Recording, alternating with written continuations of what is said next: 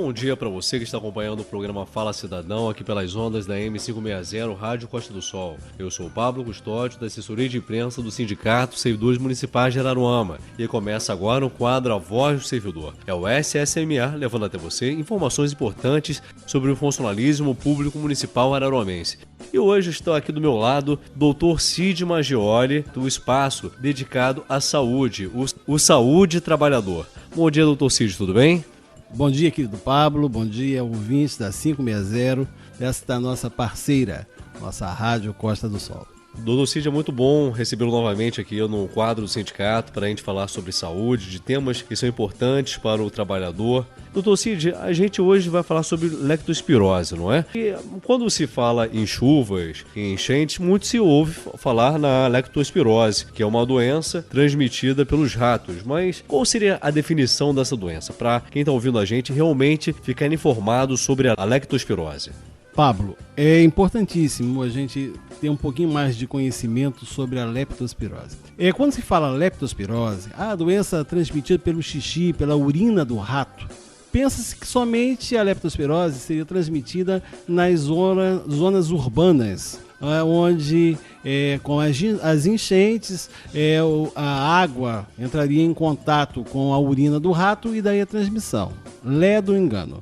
Até mesmo nas áreas rurais pode-se haver essa contaminação pela urina do rato, através das enchentes, até mesmo da lama. Chove-se muito, faz a lama. Se o rato tiver intocado em algum lugar, ele é capaz de produzir a leptospirose. Então, o problema é até um pouco maior do que a gente imagina, porque quando a gente pensa em leptospirose, a coisa fica muito associada a enchentes, né? Que, por exemplo, tem uma enchente, se tem muita água no local e aquela água fica ali parada durante muito tempo até baixar e tem aquele ambiente propício o rato urinar naquela água. Mas então é possível ter a doença até numa poça d'água? Perfeito, Pablo.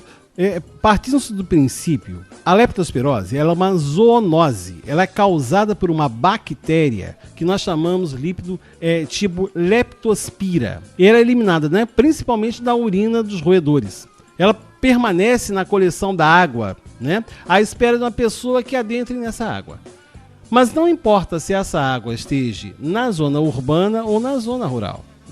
E ela entra o quê? Essa bactéria, ela invade pequenas lesões que a pessoa tenha na pele, na mucosa, até mesmo na mucosa oral, nasal ou ocular. Então, Cid, a transmissão da doença ocorreria então da seguinte forma: às vezes a pessoa tem um corte minúsculo na pele e então ali tem um caminho, uma abertura, independente do local que seja. Teve o contato com essa bactéria, ela pode começar a desenvolver a doença daí. Não precisa necessariamente beber aquela água. Perfeito, Pablo.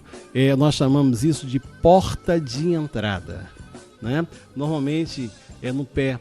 É muito comum pessoas, principalmente diabéticas, portadoras de aquela frieira, aquela famosa frieira, aquela que dá entre o dedo mindinho, lá no pé, ou então no dedão. Então isso é fundamental, cuidar dessas micoses. A micose da unha também, onicomicose. Então, qualquer porta de entrada pode ser o bastante para essa bactéria, chama-se leptospira, contaminar o indivíduo. E como a pessoa pode descobrir que ela está com a doença, está com a leptospirose? Os sintomas dela são simples ou são complexos? Como que funciona a detecção dessa doença? A leptospirose não é um diagnóstico muito fácil, não. Porque tem alguns sintomas que são parecidos com várias outras patologias que nós temos no nosso dia a dia, Mas é importante colocar o seguinte, que o período de incubação, ou seja, a pessoa entrou em contato com uma água contaminada até começar a surgir os sintomas. Pra você ter uma ideia, meu amigo, pode variar de 2 a 45 dias. Temos aí uma média de 7 a 10 dias. É a média em que há essa manifestação maior. Mas de 2 a 45 dias, a pessoa que entra em contato com uma água contaminada pode desenvolver doença. Os sintomas, inicialmente, pode ser uma dor de cabeça, calafrio, a dor muscular, principalmente na panturrilha. A panturrilha é a batata da perna, Pode também apresentar problema de os olhos avermelhados, que nós chamamos hiperemia conjuntival, Então, 45% dos indivíduos contaminados, né, mais ou menos isso, 75% dos pacientes contaminados com a leptospira pode desenvolver essa forma branda da leptospirose.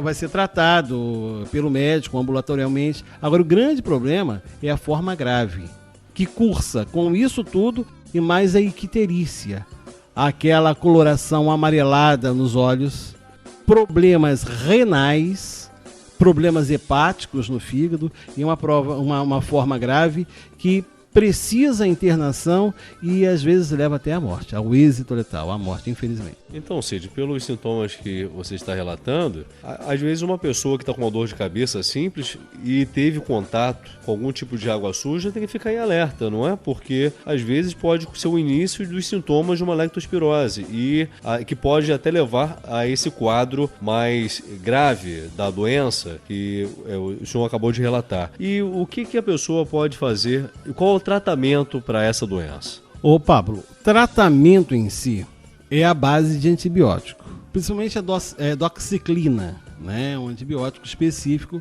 para essas zoonoses. Podemos usar também a streptomicina, mas isso aí já é mais complicado porque requer um tratamento com o paciente internado, entendeu?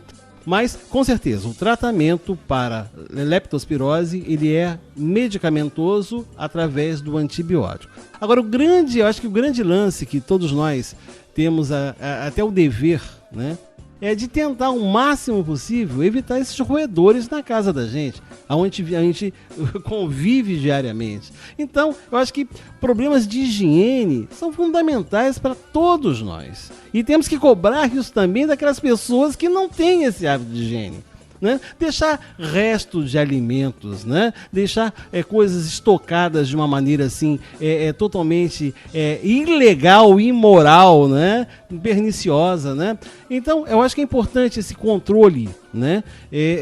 Do rato, para evitar a formação, o acúmulo desses objetos e alimentos que vão chamar atrativo para o rato, para o roedor se alimentar. Então isso é fundamental, né? E logicamente termos também cuidados básicos de não deixar o teu filho ou nós mesmos não entrarmos, né, num momento de enchente ou que tenha uma água maior, entrarmos sem uma devida precaução. Que precaução é essa? Seria aquelas botas. Por isso que os trabalhadores rurais, os coletores de lixo, as pessoas que trabalham fazendo a manutenção das ruas, têm obrigação de usar aquelas botas de plástico para poder se isolar justamente dessas águas contaminadas. Daí a prevenção, e cabe muito bem no nosso programa, né, esse momento fantástico que é nos proporcionado, cobrarmos o uso do EPI, ou seja, desse equipamento de proteção individual, que é a bota plástica, para nos isolarmos desses agentes tão perniciosos que causam a leptospirose, como o rato. E aí então fica a dica e o esclarecimento do Dr. Cid Maggioli em relação à leptospirose. E o Dr. Cid até, de uma forma bastante interessante, é o quê? Que não adianta apenas ter uma certa aversão ao rato. Ninguém quer ficar no meio dos ratos, mas tem que ficar em alerta, porque se tem restos de comida, se tem um ambiente propício para esse bicho, que é um bicho perigoso porque pode ajudar a transmitir doenças, ajude a acabar no ambiente que é propício para esse tipo de roedor. E você fazendo sua parte também, como o Dr. Cid falou, cobrando do seu vizinho, das pessoas que você tem ligação. Dr. Cid, quero agradecer a sua presença aqui no quadro A Voz do Servidor, trazendo esses esclarecimentos sobre a saúde do trabalhador, que são importantíssimos. Ok, Pablo, um grande abraço para você, para todos os nossos ouvintes da 560, da nossa querida e companheira Rádio Costa do Sol, e um grande abraço e até a próxima, se Deus quiser. Fiquem com Deus.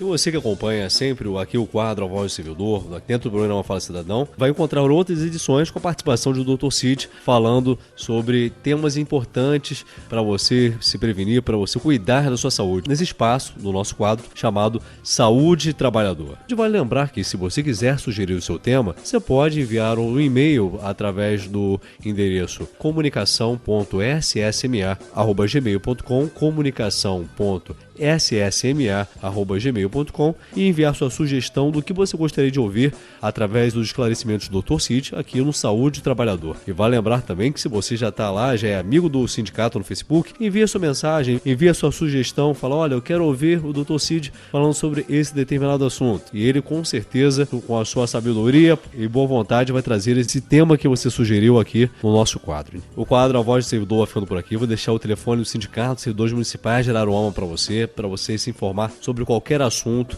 Você, servidor municipal, quer se informar sobre filiação, sobre os cursos que o sindicato oferece, se você quiser se informar sobre o serviço de assessoria jurídica que o sindicato oferece para você também, pode ligar pelo 2665-6273. 2665-6273. O endereço do sindicato, caso você ainda não tenha ido até lá, é Rua Ivone de Oliveira Souto, número 569, no centro de Araruama. É uma referência para você chegar lá com facilidade ao mercado municipal. Então, eu quero agradecer a sua audiência por você ter acompanhado a gente até esse momento. Vale lembrar que o quadro do sindicato, A Voz do Servidor, volta na próxima segunda-feira, aqui dentro do programa Fala Cidadão. Deixa um abraço para você e até a próxima.